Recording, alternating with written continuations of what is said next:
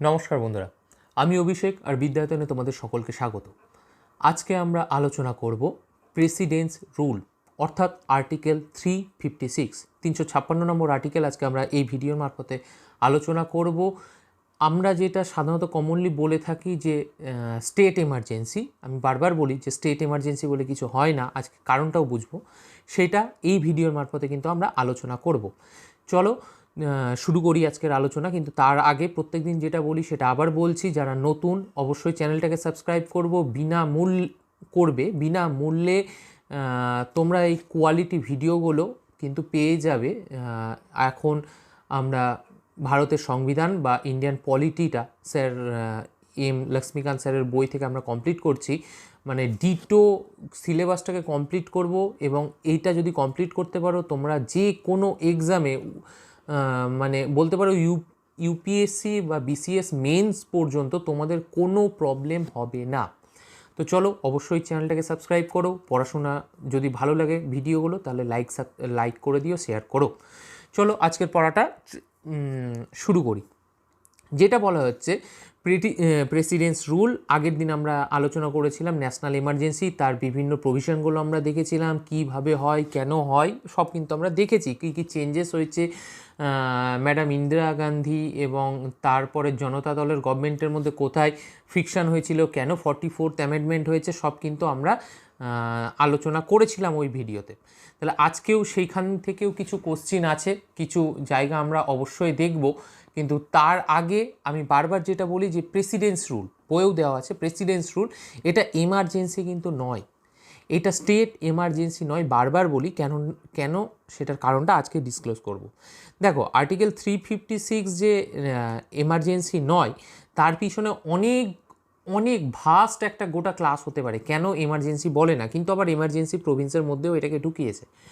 কারণটা হচ্ছে একটা জিনিস মাথায় রাখো, এমার্জেন্সি এমন একটা জায়গা যেখানে তোমার ম্যাক্সিমাম ফান্ডামেন্টাল রাইটস কিন্তু অবলুপ্ত হয়ে যাবে। কিন্তু স্টেট এমার্জেন্সি বা 356তে ফান্ডামেন্টাল রাইটসের উপর হাত পড়ে না। কোশ্চিন হতে পারে কিন্তু ঘুরিয়ে, কোন এমার্জেন্সিতে ফান্ডামেন্টাল রাইটসের উপর হাত পড়ে না? অবভিয়াসলি মাথায় রাখবা 356 বা প্রেসিডেন্স রুলের ক্ষেত্রে। সুতরাং আশা করি তোমাদের মোটামুটি একটা কারণ বলতে পারলাম কেন এটাকে প্রেসিডেন্স রুল বলা হয়। আর নাম শুনেই বোঝা যাচ্ছে যে এখানে প্রেসিডেন্স, আমাদের যে রাষ্ট্রপতি রয়েছে সে আমাদের শাসন করবে, অর্থাৎ রাজ্যের যে ক্ষমতা সেটা প্রায় নাই হয়ে যাবে।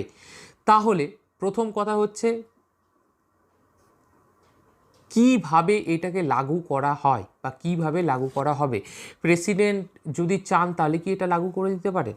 না, এইটা হচ্ছে union minister, council of ministers যারা রয়েছেন তাদের তাদের অ্যাডভাইজের বলেই কিন্তু প্রেসিডেন্ট সাহেব এইটা, রাষ্ট্রপতি সাহেব তিনি এটা বলবৎ করবেন। এইটার কারণটা কি, এইটার বলবৎ করার কারণটা কি, কী কারণে এটা রাজ্যের উপর ইন্ট্রোডিউস করা হয়, রাজ্যের ঘাড়ে চাপানো হয়, রাজ্য থেকে সমস্ত ক্ষমতা কেড়ে নেওয়া হয়। কারণ সমস্ত ক্ষমতাই বলতে পারো, মোরললেস, এটাও পরে পড়ছি, হয়তো যদি তার ইচ্ছা হয় তাহলে কিছু হয়তো দান করতেও পারে। তো সেইটা হচ্ছে প্রপার ফাংশনিং অফ স্টেট। একটা স্টেট যে চলছে, একটা রাজ্য চলছে, রাজ্যটার যে প্রপার ফাংশনিং সেটাতে যদি মনে হয় যে কিছু গলদ থেকে যাচ্ছে, কোথাও আমার অ্যাডমিনিস্ট্রেটিভ কাজে ল্যাপস হচ্ছে, কোল্যাপস করে যাচ্ছে আমার অ্যাডমিনিস্ট্রেটিভ চেনটা, সেই ক্ষেত্রে আমাদের এই রুলটা কিন্তু আসতে পারে। তাহলে রুলটা কিভাবে আসবে? কেউ রেকমেন্ড করবে ওই যে ইউনিয়ন কাউন্সিল, কিন্তু তারা কোথা থেকে জানবে? তাদের জানার সোর্স হচ্ছে গভর্নর রেকমেন্ড করতে পারে অথবা এনি আদার্স, অর্থাৎ গভর্নর মারফতই যে হবে, গভর্নর বা আমাদের যিনি রাজ্যপাল রয়েছেন তার যে রেকমেন্ডেশনেই হবে সেইটাও কিন্তু না, সেটা ছাড়াও নিজে থেকেই এইটা ক্রিয়েট হতে পারে। তো ন্যাশনাল এমার্জেন্সিতে যেরকম দেওয়া আছে, ধরো ডিটেলে করা আছে ন্যাশনাল এমার্জেন্সি কখন হবে, যে তোমার যখন ওয়ার সিচুয়েশান আসছে বা যখন এক্সটার্নাল অ্যাগ্রেশন আসছে, বা আমাদের দেওয়া ছিল কি ইন্টারনাল ম্যাটার্স, যেটা ইন্টারনাল এমার্জেন্সি, কিন্তু সেটা পরে আরও ক্ল্যারিফাই করা হলো আর্মড রেভলিউশন যখন হচ্ছে তখন কিন্তু হয়।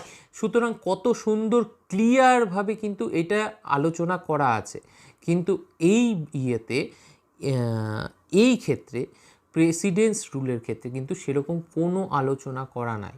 বলছে তোমার অ্যাডমিনিস্ট্রেটিভ যদি কোল্যাপস করে, তোমার যদি সরকার ঠিকমতো না চলে, তোমার রাজ্যে যদি কেওয়াজ হয়, তো আমার ঘরের বাইরে 4 জন যদি লড়াই করে তাও তো অ্যাডমিনিস্ট্রেটিভ ফেলিওর, এটা কেওয়াজ হচ্ছে, সেইটাও হতে পারে। এনি হাও যদি সরকার চায় তাহলে এইটা কিন্তু করতে পারে।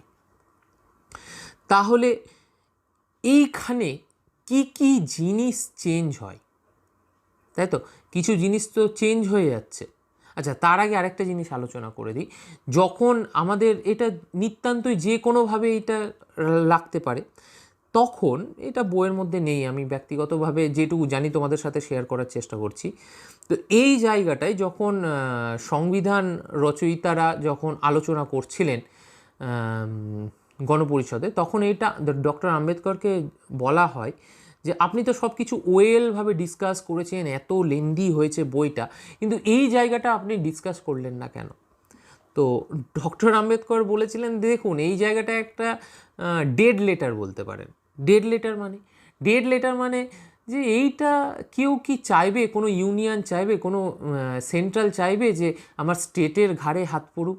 কেউ চাইবে না। যে যার অখণ্ডতাতে আমরা বিশ্বাস করি, আমরা সমগ্র দেশবাসী, আমরা কিন্তু এইভাবেই চলবো। এটা জাস্ট লিখতে হয়, প্রভিশন আছে এমার্জেন্সি অন্য জায়গাতেও ভালো, তাই আমি লিখেছি, কিন্তু এটার ইউজ হবে না, তাই বেশি কিছু এইখানে আমি মানে তাকে আটকানো বা কিছু এই রকম কিছু করিনি। কিন্তু আমাদের কি বলবো, দুর্ভাগ্য বলতে পারো যে এইটা এতবার ইউজ হয়েছে না, মানে তাদের যে বিশ্বাসটা আমরা একদম পুরোপুরি 100% ভেঙেছি। কোনো ব্যাপার না, আপনি লিখেছেন লিখুন, আমি এটা আমার পলিটিক্যাল এজেন্ডা হিসাবে কিন্তু ইউজ করলাম।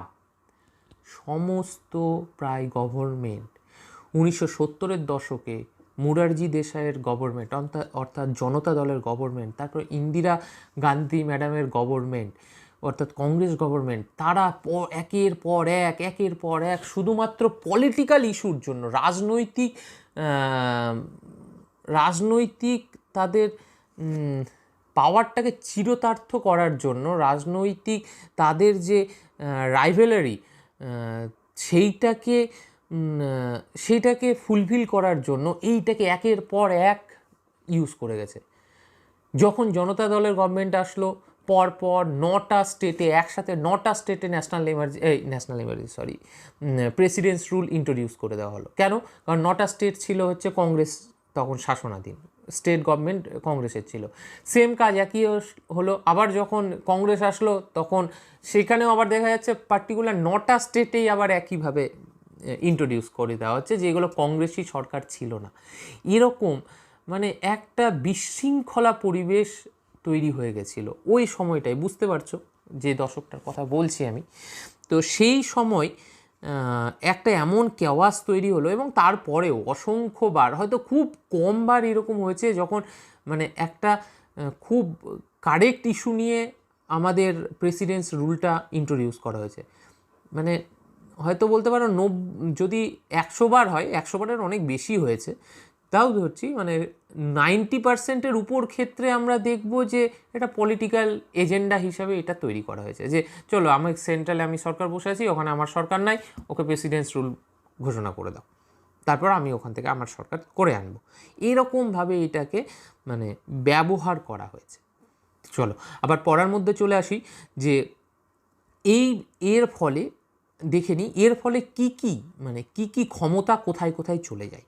বুঝতেই পারছো, প্রেসিডেন্টস রুল, সব ক্ষমতা প্রেসিডেন্টের হাতে, মানে প্রেসিডেন্ট হচ্ছে মানে প্রেসিডেন্টকে দাঁড় করিয়ে রেখে পিছন থেকে সব প্রধানমন্ত্রী বা ক্যাবিনেট বা ইউনিয়ন মিনিস্টার্সরা কেন্দ্র শাসন করবে রাজ্যকে, এটা হচ্ছে মেন কথা।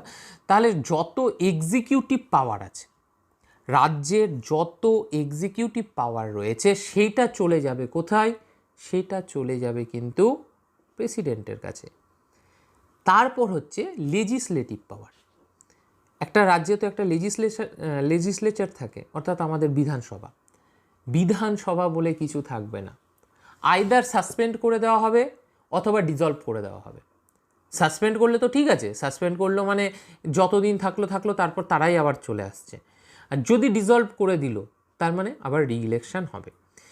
তৃতীয় ক্ষেত্রে ফাইন্যান্স যে রিলেটেড, সাধারণত তিনটায় আমরা আলোচনা করেছি এর আগেও, ফাইন্যান্স রিলেশন, সেখানেও দেখা যাচ্ছে স্টেটের যত ক্ষমতা আছে সবগুলো থাকবে প্রেসিডেন্ট সাহেবের কাছে, এবং প্রেসিডেন্ট সাহেব সেটা তার ইচ্ছা মতো রিডিস্ট্রিবিউশন কমপ্লিট করবে, অর্থাৎ রিডিস্ট্রিবিউট করবে। মানে কিছু তুমি চালালে চালাও, একটু নগণ্য কিছু দিয়ে দিলাম 2-4 টাকা, বাদ বাকি হাজার হাজার কোটি টাকা আমি ব্যবস্থা করবো, তোমার যা পলিসি আছে আমি দেখব। তাহলে কোথাও যেন মনে হচ্ছে, দেখো আমরা জনগণ ইলেকশনের মাধ্যমে ইলেক্ট করে বিধানসভাতে আমাদের সরকারকে পাঠাচ্ছি, প্রত্যেকটা মেম্বার যাচ্ছে সেখানে সরকার গঠন করছে এবং আমাদের রাজ্যটা পরিচালনা করা হচ্ছে। কিন্তু সেন্ট্রাল ক্যাবিনেট বা প্রেসিডেন্ট, একজন এক্সিকিউটিভ যারা, তারা নিজের ইচ্ছা মতো সেটাকে সাসপেন্ড করে দিয়ে নিজের হাতে ক্ষমতা নিয়ে নিচ্ছে। কোথাও যেন আমাদের ডেমোক্রেসির সবচেয়ে বড় ফেলিওর কিন্তু এটা বলা যেতে পারে। আবার বলছি, ওই পলিটিক্যাল ইস্যু। তো ভাবো, যাদের আমরা ইলেক্ট করছি, আমাদের যেটা ডেমোক্রেসির মেন কথা, যে আমাদের দ্বারাই সরকার চালিত হবে, সেইটাই থাকছে না, সেটাই কোথাও যেন আউট হয়ে চলে যাচ্ছে। তো যাই হোক, এগুলো অনেক ভাবনার বিষয়, অনেক তর্ক বিতর্কের বিষয়। তো আমরা পড়ার মধ্যে চলে আসি। আমাদের নেক্সট যেটা রয়েছে, যে এটা কতদিন থাকে, কিভাবে উঠে, সেইটা আলোচনা করা। তো এইটা 2 মাস বা 60 দিন বলতে পারো, যখন মানে ঘোষণা করবেন প্রেসিডেন্ট সাহেব, ঘোষণা করবেন রাষ্ট্রপতি, তো তার 60 দিন বা 2 মাসের মধ্যে এইটাকে পার্লামেন্ট থেকে পাশ করাতে হবে। পার্লামেন্ট থেকে পাশ করবে বলতে কিভাবে পাশ করবে? আগে তো আমরা দেখেছি স্পেশাল মেজরিটি লাগে, 2/3 প্রেজেন্ট অ্যান্ড ভোটিংয়ের মারফত, কিন্তু না, এখানে হচ্ছে সিম্পল মেজরিটিতে রাজ্যসভা লোকসভা দুটা জায়গা থেকে পাশ করাতে হবে 6 মাস, মানে 6 মাসের জন্য। তারপর আগে আমরা যেরকম দেখেছিলাম যে 6 মাস করে আনলিমিটেড টাইম ন্যাশনাল এমার্জেন্সি থাকতে পারে, কিন্তু এখানে কিন্তু না, এখানে 6 মাস করে 3 বছর থাকবে, তার বেশি থাকবে না।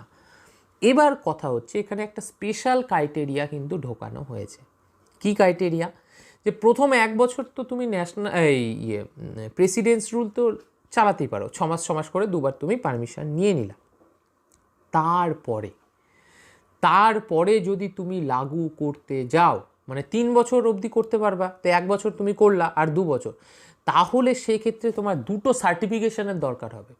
কি কি সার্টিফিকেশন?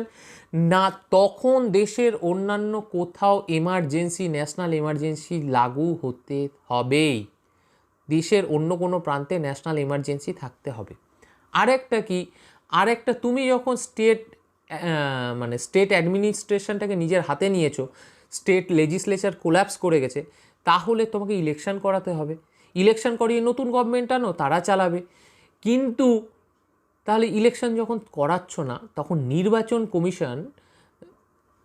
ইলেকশন কমিশনের কাছ থেকে তোমাকে চিঠি নিতে হবে, তাদের একটা রেকমেন্ডেশন তোমার লাগবে, রেকমেন্ডেশন লেটারই বলো, যে ওই রাজ্যের পরিস্থিতি তাতে এখন ইলেকশন করানো যাবে না।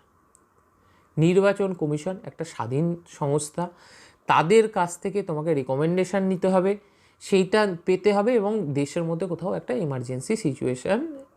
এমার্জেন্সি লাগু থাকতে হবে, তাহলেই তুমি এটাকে 1 বছরের এক্সটেন্ড করতে পারো, এক্সটেন্ড করে 2 বছর 3 বছর চালাতে পারো। এই জন্যই দেখা গেছে যতগুলো এমার্জেন্সি আমাদের দেশে হয়েছে, সবগুলোই ম্যাক্সিমাম টাইম 1 বছর, 1 বছরের মধ্যে সেটাকে আবার উঠিয়ে নেওয়া হয়েছে। শুধুমাত্র একটা 1987 সালে পাঞ্জাবে যেই এমার্জেন্সিটা হয়েছিল, সেটা 5 বছর চলেছিল।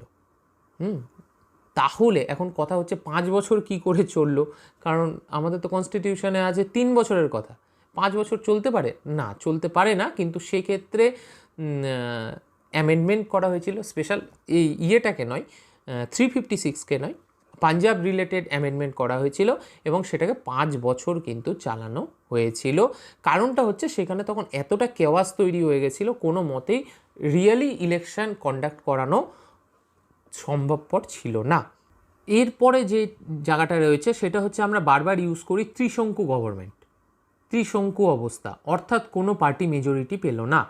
সেক্ষেত্রেও কিন্তু প্রেসিডেন্টস রুলটা অনেক সময় ইন্ট্রোডিউস করা হয়ে থাকে। কীরকম, ধরো কারো মেজরিটি নেই, তাকে একটা টাইম দিতেই হবে, হ্যাঁ, মানে আগে দেওয়া হতো না, এখন সেটা জুডিশিয়াল রিভিউ হিসেবে তাকে দিতেই হবে। ওই টাইমের মধ্যে মেজরিটি তোমাকে প্রুভ করতে হবে, যদি প্রুভ করতে না পারো তাহলে তখন প্রেসিডেন্টস রুল কিন্তু ইন্ট্রোডিউস হবে। এইটা এর সাথে হচ্ছে যে কথাটা বললাম জুডিশিয়াল রিভিউ। তাহলে জুডিশিয়াল রিভিউ এর মধ্যে আমরা আছে সেটা বুঝতে পারছি, কিন্তু সেটা কি সবসময় ছিল না। 1975 সালেও কিন্তু সেটাকে যখন অ্যামেন্ডমেন্টের কথা বলা হয় তখন বলা হয়েছিল না, এর ওপর কোনো জুডিশিয়াল রিভিউ হবে না।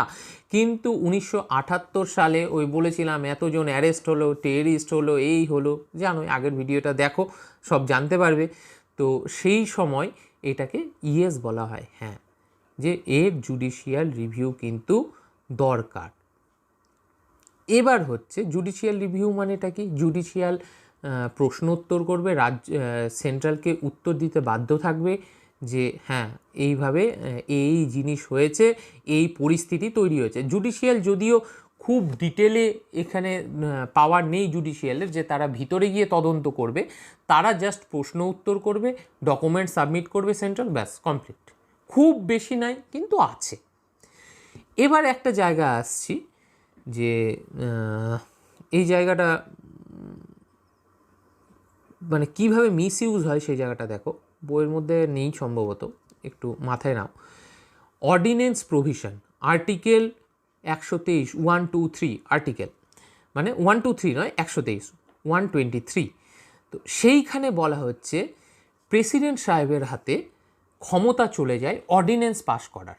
কী কী অর্ডিন্যান্স, যেগুলো পার্লামেন্টের হাতে আছে, যেই ব্যাপারগুলো মানে তোমার ধরো ইউনিয়ন লিস্টের যে সাবজেক্টগুলো রয়েছে, কনকারেন্ট লিস্টের সাবজেক্টগুলো, সেইগুলো বাইপাস করে, পার্লামেন্টকে বাইপাস করে কিছুদিনের জন্য আর্টিকেল 123-র মাধ্যমে প্রেসিডেন্ট সাহেব কিন্তু সেটা অর্ডিন্যান্স পাস করতে পারে। কিন্তু যখন আমার অলরেডি 356 চলছে, 356 যখন চলছে তখন তো পার্লামেন্টের হাতে আমার স্টেট লিস্টও চলে এসছে, তাই না? স্টেট লিস্টের যে প্রভিশনগুলো আছে সেগুলোও চলে এসছে। এবার প্রেসিডেন্ট সাহেব ইচ্ছা করলে অর্ডিন্যান্স মারফত সেইগুলোও কিন্তু চাপিয়ে দিতে পারে, অর্থাৎ পার্লামেন্টের ভূমিকা কিন্তু প্রায় নগণ্য হয়ে গেল। প্রেসিডেন্ট সাহেব মানে কলমে ইউনিয়ন মিনিস্টার্সরা কিন্তু কলমে তাদের এই ইচ্ছাগুলো, তাদের বিলগুলো কিন্তু রাজ্যের উপর চাপিয়ে দিতে পারে। এটা কোথাও যেন একটা ড্রব্যাক। আর এখান থেকে আমরা আলোচনা করব যে সরকারিয়া কমিশন যেটা এসছিল, তো তারা রেকমেন্ড দিল এরকমভাবে তো দেশ চলতে পারে না। সরকারিয়া কমিশন এটার উপর অনেক ডিটেলসে আলোচনা করে কিছু সাজেশান দিল এবং এসআর বোমাই কেস যেটা, সেখানে এসআর বোমাই কেসে এসআর বোমাইয়ের জাজমেন্টে সেইগুলো একদম প্রায় সেম টু সেম প্রতিফলিত হলো এবং জুডিশিয়াল রিভিউয়ের জায়গাটা একটু হলেও কোথাও যেন শক্ত হলো, যে যেইগুলো অর্ডিন্যান্স পাস হচ্ছে সেইগুলোও কিন্তু একটা জুডিশিয়াল রিভিউয়ের আন্ডারে চলে আসছে, যে তুমি তোমার ইচ্ছে মতো একদম করতে পারবে না। আর যেরকম এতক্ষণ বললাম এটা কিভাবে লাগু হয় আর এটা কিভাবে উঠবে সেটা খুব সিম্পল। রাষ্ট্রপতি আরেকটা পত্র করবে, অর্ডিন্যান্স পাস করবেন এবং সেটাকে প্রভোগ করে দিবে, কোনো ব্যাপার নেই। এটাকে উঠানোর জন্য মেজরিটি দরকার, এই দরকার, ওই দরকার, কিচ্ছু দরকার হয় না। এটা সিম্পল একটা লেটারের মাধ্যমে উঠে যাবে। আর একটা হচ্ছে যেটা, সেটা হচ্ছে পলিটিক্যাল ভেঞ্জেন্স, যেটা অর্থাৎ বারবার সব শেষেও একই কথা, যে পলিটিক্যাল যে আমাদের স্বার্থ সেটা এতটা বড় হয়ে যাচ্ছে দিনকে দিন, যে তার ফলে কনস্টিটিউশনের এত মিসইউজ হচ্ছে, তো সেটা যাতে না হয় সেটাই কামনা করব।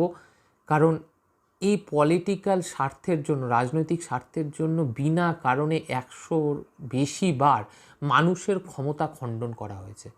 মানুষের ক্ষমতা বলতে মানুষের, আমি ফান্ডামেন্টাল রাইটসের কথা বলছি না, মানুষের আমাদের যে গণতান্ত্রিক অধিকার সেটাকে কোথাও যেন একদম নষ্ট করে দেওয়া হচ্ছিল, বা এখন অনেক দিন ধরে হয় না, সেই সময়টাই বেশি হয়েছে, পরেও হচ্ছে।